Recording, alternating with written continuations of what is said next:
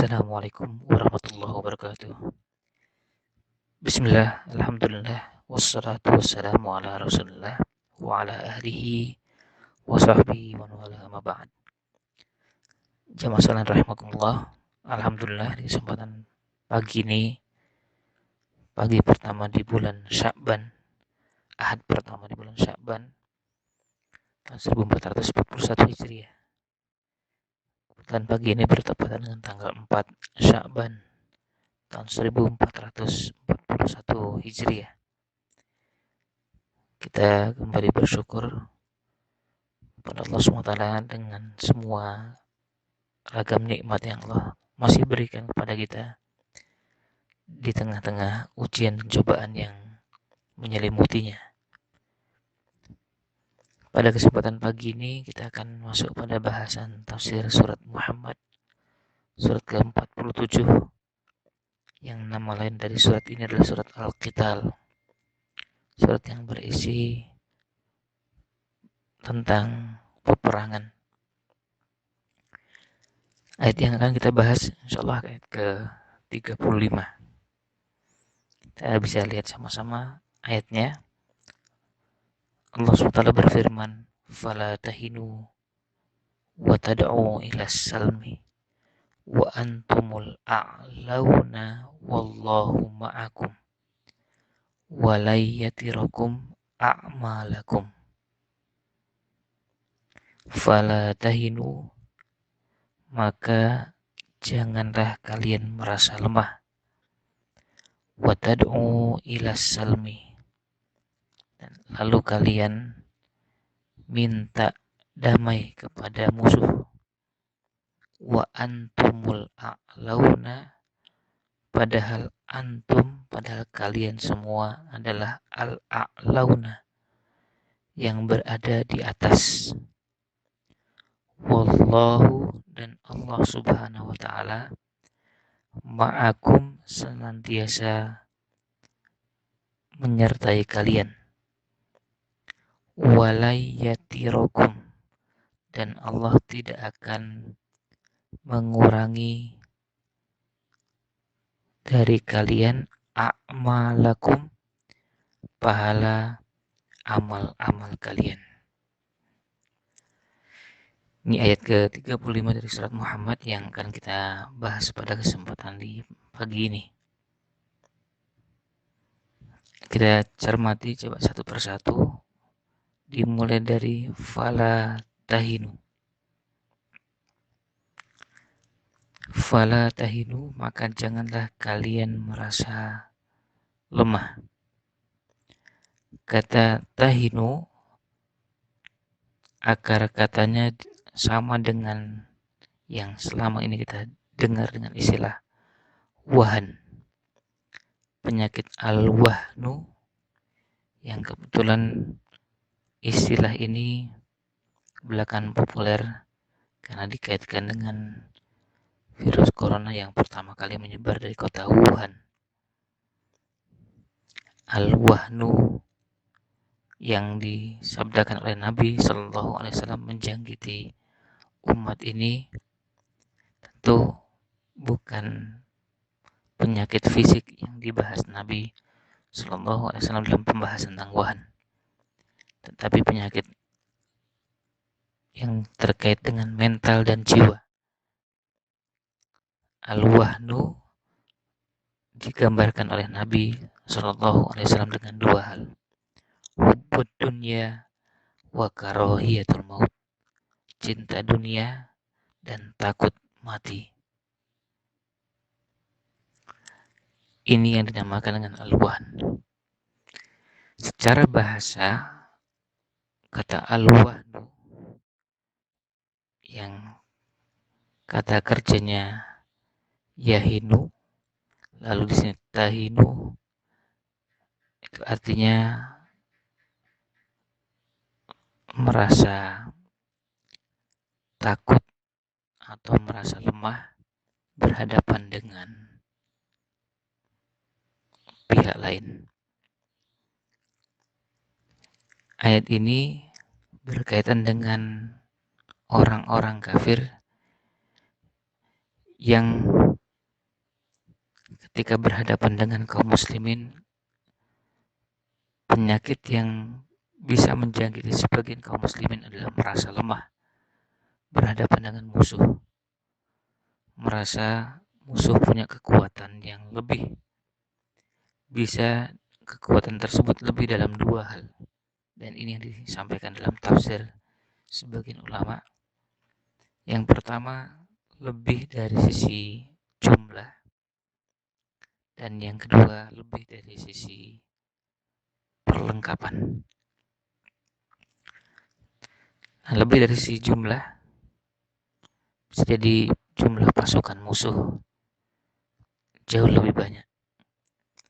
Dalam sejarah kita mengenal mulai dari perang Badar, kaum muslimin yang jumlahnya hanya sekitar 300-an. Sebagian menyebut 313, sebagian lagi menyebutkan riwayat dengan jumlah 317. Sementara kaum musyrikin jumlahnya mencapai 1000. Pada perang berikutnya, perang Uhud, jumlah kaum muslimin hanya 700 berhadapan dengan 3000. Lalu perang berikutnya, di perang Mu'tah, kaum muslimin jumlahnya hanya 3000 berhadapan dengan pasukan Romawi dengan berbagai kekuatan yang bersamanya. Jumlah mereka 200.000. 3.000 berhadapan dengan 200.000. Ini contoh dari sekian banyak perangan yang jumlah kaum musyrikin, jumlah kaum kufar beberapa kali lipat dari jumlah kaum muslimin. Ada yang 3 kali lipat, ada yang 4 kali lipat, dan seterusnya. Termasuk perang Mu'tah yang jumlah kekuatan musuh mencapai sekitar 66 kali lipatnya. 3.000 berhadapan dengan 200.000. Ini bentuk pertama dari kelebihan yang dimiliki oleh musuh yang membuat lemah atau membuat takut atau membuat gentar kaum muslimin. Yang kedua, bisa karena perlengkapannya. Mulai dari kendaraannya, senjata yang digunakan, logistik, dan beragam perlengkapan perang yang dimiliki. Ini menunjukkan keunggulan secara materi atau secara kasat mata yang dimiliki musuh, yang bisa menjadi penyebab munculnya perasaan kecil atau merasa lemah di hadapan musuh. Oleh karena itu, Nabi Shallallahu Alaihi Wasallam di banyak kesempatan ketika kaum muslimin akan berhadapan dengan musuh, beliau memberikan taujih, memberikan arahan yang bersifat maknawi, memberikan arahan untuk membangkitkan semangat kepada kaum muslimin pada saat berhadapan dengan musuh. Karena suasana ini bisa terjadi kapanpun. Dan itu diteruskan oleh para sahabat, demikian para tabi'in dan ulama-ulama serta pemimpin kaum muslimin sepanjang sejarah, agar jangan merasa lemah berhadapan dengan kekuatan kebatilan. Meskipun secara lahiriah nampak terlihat kuat, terlihat lebih banyak, terlihat lebih hebat, tapi kemenangan tidak ditentukan dengan hanya karena faktor jumlah. Dan kita bisa lihat dalam perang Badar, kaum muslimin yang jumlahnya lebih sedikit justru berhasil memukul mundur orang-orang musyrikin, termasuk dalam perang Mu'tah ketika kekuatan Romawi masuk ke wilayah selatan dan berhasil menguasai beberapa kabilah-kabilah atau wilayah-wilayah yang ada di Jazirah Arab, di wilayah utara. Kaum muslimin dari Madinah yang dikirim dengan jumlah hanya 3.000 berhasil menghadang dan membuat musuh merasa gentar. Dan inilah yang Allah perintahkan kepada kaum muslimin pada saat berhadapan dengan musuh. Fala tahinu. Tentu kalau kita berbicara tentang perang dalam Islam, kita melihat syariat ini ditetapkan secara bertahap. Dimulai dari tahap pertama dilarang berperang. Dan itu yang terjadi di Madinah. Terjadi di Mekah sebelum hijrah ke Madinah. Kemudian yang kedua, mulai diizinkan berperang. Tapi izin ini isinya menunjukkan bolehnya berperang, dan itu terjadi pada saat kaum muslimin sudah mulai pindah dari Mekah ke Madinah. Tahap berikutnya, kaum muslimin diizinkan berperang melawan orang-orang yang memerangi mereka. Kemudian tahap berikutnya, kaum muslimin diizinkan berperang pada siapapun yang menghalangi, menghadang, mengganggu kekuatan Islam dan kaum muslimin. Inilah sedikit dari gambaran bagaimana syariat ini diturunkan kepada kaum muslimin sepanjang sejarah. Dan ini menjadi pelajaran bagi kita bahwa tuntunan dan pembahasan yang berhubungan dengan jihad perlu diajarkan dan dipahami agar pemahaman tentang jihad ini menjadi tepat. Justru ketika tidak diajarkan dengan benar, ini yang mengkhawatirkan bisa menyebabkan salah dalam memahami jihad. Seperti yang pernah kita sampaikan sebelumnya, ketika ada sebuah syariat dipahami dengan keliru, solusinya bukan dengan melarang pembahasan syariat tersebut dikaji. Ketika kita melihat ada orang yang salah sholatnya, bukan dilarang sholatnya, justru diajarkan cara sholat yang benar. Ketika ada orang yang salah dalam menerapkan amar ma'ruf nahi mungkar, bukan dengan cara syariat amar ma'ruf nahi mungkar dihilangkan dan tidak diajarkan, malah justru diajarkan cara dan pemahaman tentang amar ma'ruf nahi mungkar yang salah untuk diluruskan dan dikenalkan yang benar agar diterapkan dengan cara yang tepat. Demikian pula jihad dan syariat-syariat lainnya. Sebab sepanjang sejarah kita bisa menemukan bisa terjadi ada orang yang salah memahami justru karena tidak belajar dengan benar. Dan inilah yang kita upayakan untuk kita terus ajarkan, terus kenalkan kepada umat. Selanjutnya, kita lihat di ayat ke-35 surat Muhammad ini. Setelah fala tahinu dilanjutkan dengan watad'u ilas salmi. Dan kalian malah meminta atau mengajak melakukan perdamaian. Jadi karena lemahnya mental yang dimiliki, lalu memilih untuk berdamai dengan musuh.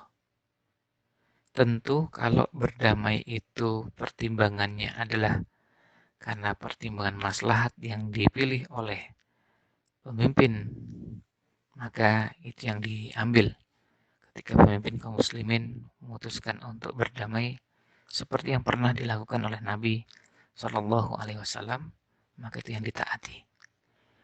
Tapi bukan berangkat dari mental yang lemah, mental yang kalah, sehingga merasa bahwa kaum muslimin tidak bisa berhadapan dengan musuh. Ini yang harus dihindari.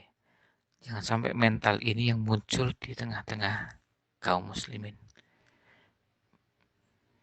Kemudian setelah watad'u ila salmi, dan kalian memilih atau minta damai dengan musuh. Allah SWT menumbuhkan semangat dalam diri kaum muslimin dengan kalimat wa antumul a'launa. Padahal justru kalian yang lebih tinggi. Kalianlah yang lebih tinggi. As-Sa' di dalam tafsirnya mengatakan wa antumul a'launa, maksudnya dan kalianlah yang akan menang. Ya, kalianlah yang akan menang.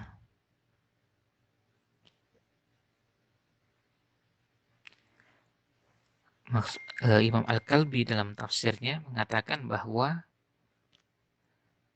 akhirul amri lakum wa in ghalabukum fi ba'dil awqat. Maksudnya, kalianlah yang akan menang pada akhirnya. Meskipun bisa jadi di awal-awal mereka sempat mendapatkan kemenangan. Karena bisa terjadi pada peperangan antara kaum muslimin berhadapan dengan musuh, bisa terjadi mereka sempat mengalami kemenangan. Atau sebagian kemenangan pada momentum atau kesempatan tertentu.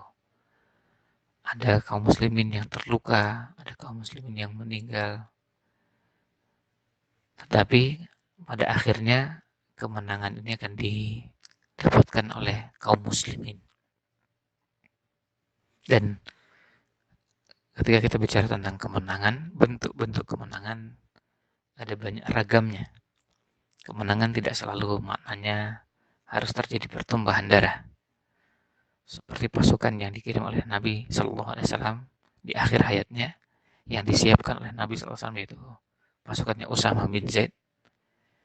Ketika masuk ke beberapa wilayah, mereka menyatakan bahwa mereka menyerah dan tidak terjadi peperangan, tidak ada pertumpahan darah. Kalau bahasa kita sekarang ada menang WO, ya, ada yang menangnya tanpa harus dengan pertumpahan darah. Tentu ini salah satu dari sekian banyak bentuk bagaimana peperangan atau jihad dalam Islam bisa saja terjadi tanpa ada pertumbuhan darah sedikit pun. Nilai-nilai Islam yang tersebar menjadi salah satu bentuk dari an-nasr atau kemenangan.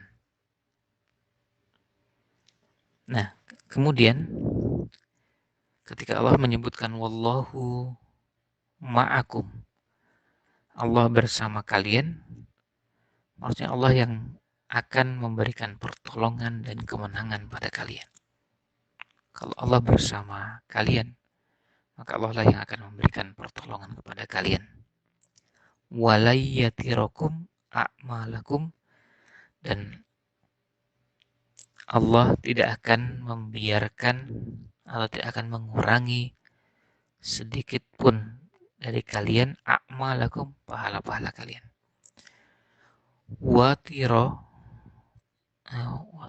yatiro, di sini disebutkan walayyatirokum. Yatiro itu artinya mengurangi hak, mengurangi haknya kalian, mengurangi haknya kaum muslimin, maksudnya adalah mengurangi pahala amal kebajikan kalian.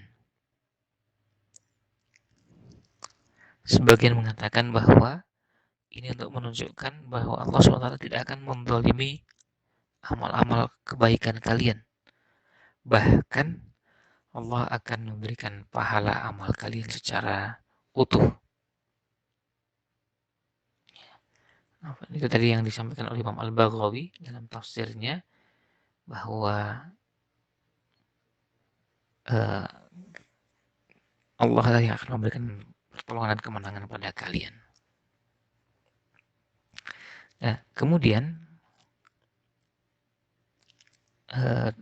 Asa di dalam tafsirnya menjelaskan bahwa janganlah kalian merasa lemah pada saat berhadapan dengan musuh kalian ketika mereka memerangi kalian, karena rasa takut yang menghantui dan menguasai diri kalian bisa menjadi penyebab kekalahan kalian.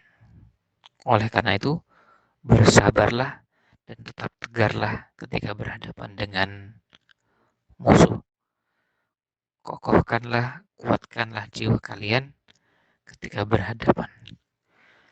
Dalam sebuah hadis Nabi SAW mengajarkan kepada kita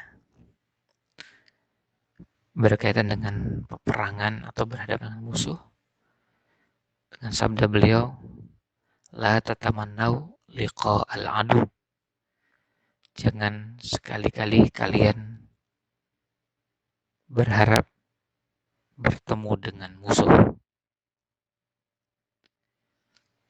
Jadi jangan sekali-kali kita cari-cari musuh, nantang-nantang, petantang-petenteng, lalu berharap perang. Islam tidak mengajarkan itu. Tetapi itu jika kalian berhadapan dengan mereka, maka tetap tegarlah dan sabarlah. Jadi musuh tidak dicari dan tidak boleh dicari. Bagi kita, kalau bisa justru musuh berubah menjadi teman, itulah yang kita upayakan.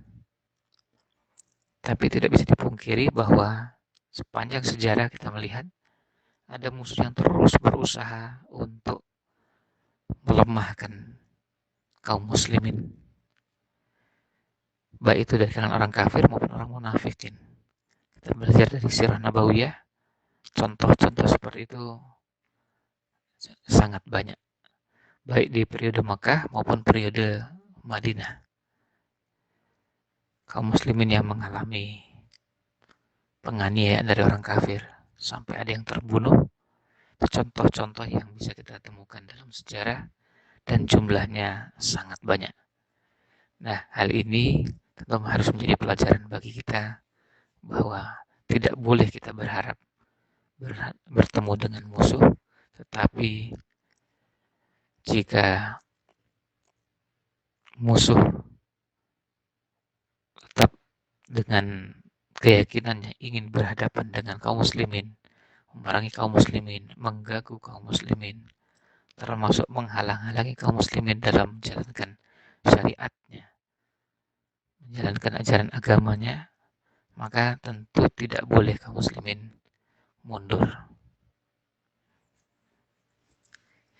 Nah, kemudian ketika disebutkan fala tahinu wa tad'u ila salmi, maksudnya jangan kalian merasa lemah,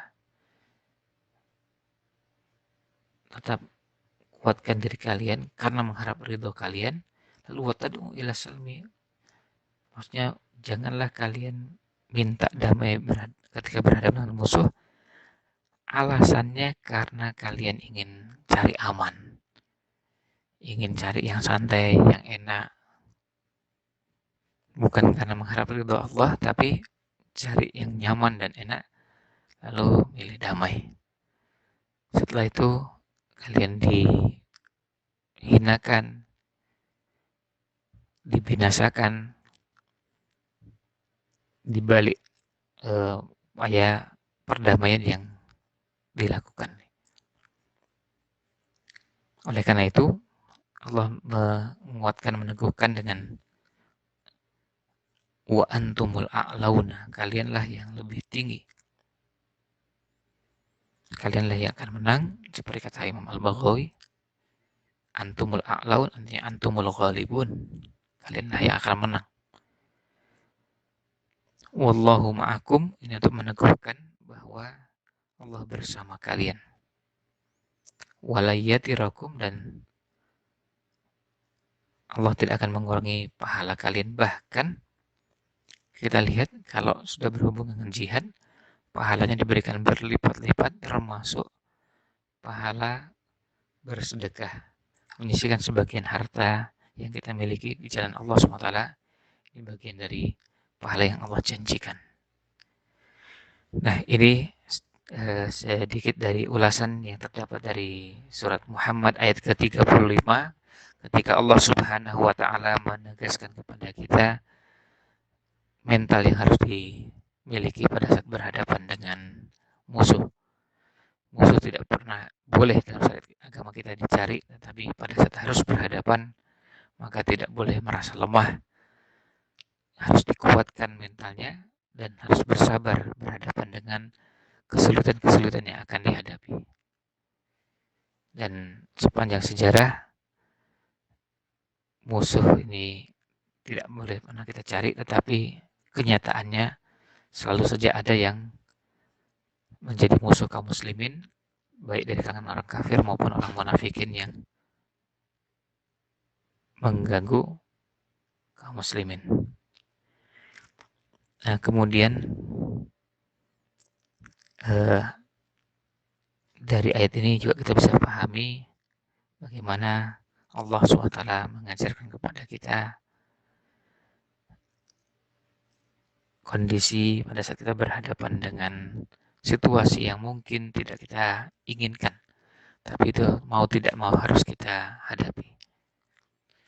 Demikian mudah-mudahan ulasan ayat ke-35 surat Muhammad, surat ke-47 yang terdapat di juz 26 bisa menjadi bahan renungan bagi kita semua.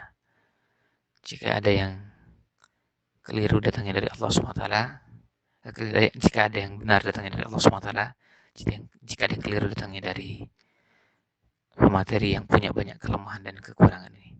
Allah lah yang maha sempurna, dan kesempurnaan hanya datang dari Allah SWT.